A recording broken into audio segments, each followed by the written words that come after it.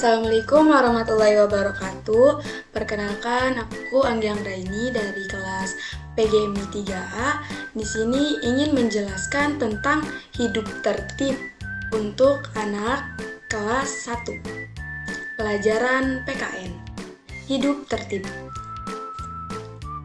Sebelumnya, kalian tahu nggak sih apa itu tata tertib? Tata tertib adalah aturan yang harus dilaksanakan.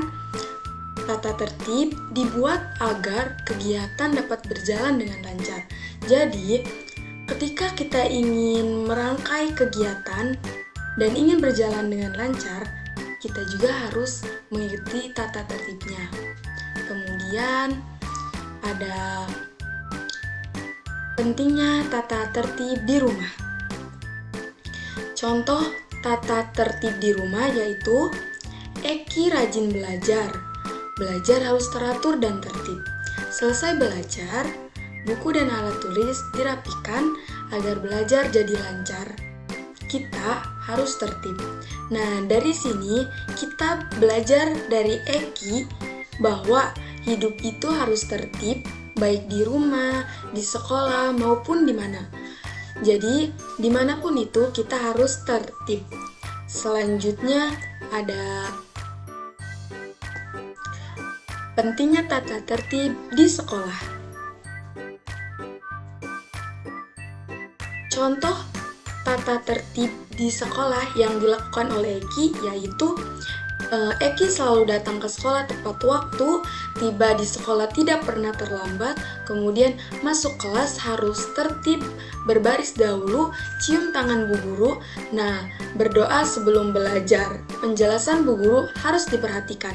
Jadi, ketika kita ingin tertib di sekolah, salah satu contohnya yaitu datang ke sekolah tidak boleh terlambat, serta harus mendengarkan gurunya ketika sedang menjelaskan pelajaran agar pelajaran mudah diserap oleh kita.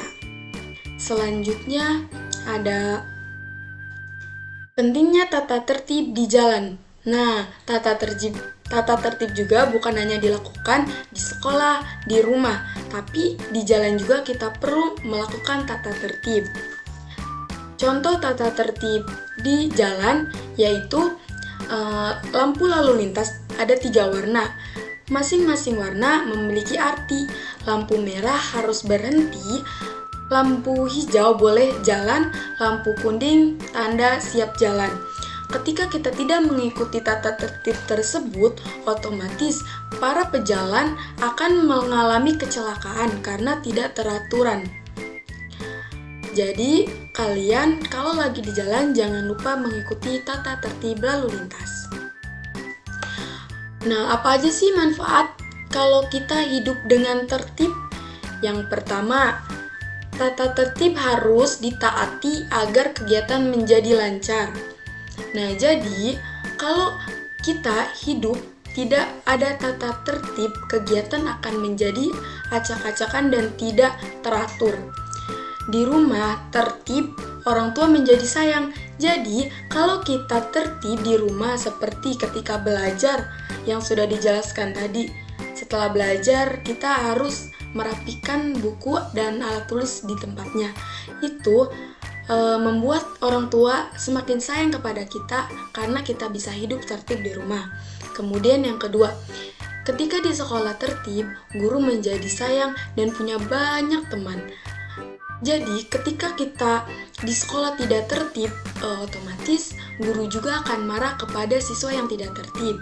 Dan teman-temannya pun kurang suka dengan orang yang tidak mengikuti tata tertib. Kemudian, di jalan tertib menjadi selamat dan terhindar dari kecelakaan.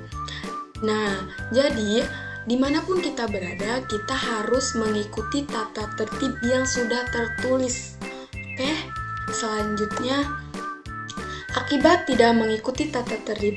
Jadi, ada beberapa akibat ketika kita tidak mengikuti tata tertib. Ketika kita tidak mengikuti tata tertib, suasana jadi berantakan. Misalnya, kalau kita tidak antri, orang lain bisa marah atau kesal.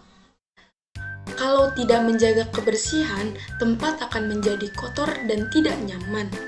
Jadi, mengikuti tata tertib itu penting agar semua senang dan aman.